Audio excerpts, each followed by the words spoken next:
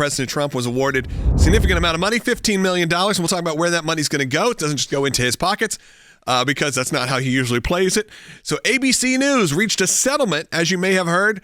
ABC News / George Stephanopoulos, because of his reporting, had to not only issue an official apology to President Trump, they also had to give $15 million, and that $15 million is going to go on to Trump's library? That's right. Or something like that, something nice and historical to memorialize President Trump's historic administration. That's right. I envision a nice plaque that says courtesy of ABC News and George Stephanopoulos. They'll say ABC fake news. When the Trump Presidential Library is completed after his second term sometime in the future. Yeah. But what this is this stems from reporting when ABC News had on Nancy Mace, a congresswoman from South Carolina, and George Stephanopoulos aggressively was pushing her on the issue of how she could support Trump when she had been a victim of violence in the past at the hands of a man, and trying to use President Trump and the civil cases that he had been facing in New York as kind of a bait and switch of like, well, how can you do this to support this man who has these civil judgments? But he miscategorized what they were. Double and tripled down on it, too. And kept going, even though what he claimed they were out of New York wasn't indeed the truth. And therefore, the president filed a defamation lawsuit, something that is very difficult when you are someone in the public eye. Yeah, usually it's often impossible to win something like this. And now the question that is before is ABC News felt like now, after the election, was the time to settle this, make it go away, instead of getting to discovery or even trying to have it thrown out of court. Before it even got to those stages, they decided to settle with President-elect Trump in the tune of about $15 million, which will go to his presidential foundation and memorial library in the future. So they got out of it. George Stephanopoulos deleted his Twitter account in the wake of this, and they haven't addressed it at all. Right, I'm sorry. I'm still stuck in my old ways calling it Twitter. Yeah. But he deleted his X account, and they haven't addressed it, which may be some of the terms of the settlement, because this was settled out of court, that maybe both sides aren't going to talk about it. But it's a big win for the president. And, the vindication here is that they settled in a case of defamation, which many times, I would say most of the time, when it's against a very public figure, the person who is the defendee, who has the allegations of defamation against them, wins out in high-profile cases, because it is so hard to prove you are acting with malicious intent. It's not just free speech and you're having these discussions. Look, I mean, this is the problem the media gets into. And then, of course, the accusation that ABC News and George Stephanopoulos individually made on air accusing the president of a federal crime and a state crime is what's called defamation per se. So they really had no choice but to settle it.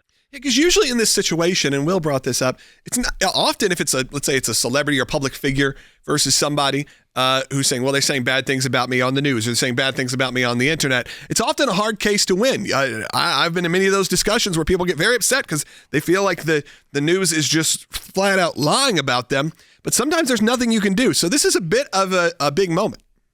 Yeah. So the interesting thing here is in the defamation laws in the United States, if you're a public figure, which is clearly the situation here, that the president's a public figure, you have a very high standard to show a defamation case. It's the knowledge of the false statement has to be laid at the feet of the reporter or whoever made the statement. The difference is, though, when it's a crime that you've accused somebody of a criminal act, that is defamation per se. That means it is defamation on its face, and the normal defenses don't work. And that's why they settled it for, hold your breath, $15 million. Yeah, $15 million are probably what hurt the most, the official apology, I feel like, probably too. Well, and we do also look at this fact that it is something novel, I feel like, for a lot of our audience, seeing a news media admit that they were wrong and having to actually pay out for things that they were wrong about. Do you think going forward in the new administration, we know that the media is not going to back off, but we're seeing the cratering numbers of MSNBC, that Comcast is thinking about spinning off all of their cable division. CNN's numbers are low, and we've got a story we'll talk about there with their reporting in Syria. But now this almost seems to be a sign on the wall for many of those news organizations that maybe they will be a little bit more careful about some of the, dare I say, misinformation that they put out there during this next administration. I think it's a couple of things, Will. One is that I think this is part of it. All the media has recalibrated itself and are trying to reset with the incoming president of the United States, who was the 45th president, will now be the 47th president. I think the perfect example of that is Joe Scarborough and his wife, Mika, who's the co-host of Morning Joe. They went down to Mar-a-Lago to meet with the president to try to reset everything. Same thing here. This is a lot of resetting, because what they had tried to do to President Trump in 2016 and that term, they're not going to be able to pull off this time. They're just not. We're in a different world.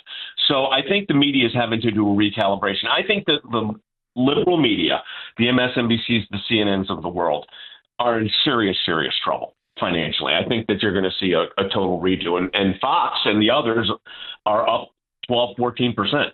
Yeah, they're thriving, and I think you're going to see that too. And like I said, I think for a lot of these companies, you may see it for ABC as well at some point. Now, ABC News, because it's over-the-air network, it's a little different than the way NBC runs, because I look at MSNBC, and I've always told you, I felt like MSNBC is a weird piece in the portfolio of NBC Universal, of Xfinity Comcast, as a entertainment brand, as a company that's a provider of a lot of people's internet and cable, to then all of a sudden have this, very distinct leftist network on MSNBC, something that really takes away 50% of your audience, who is just your average customer, who a lot of them rely on you for service.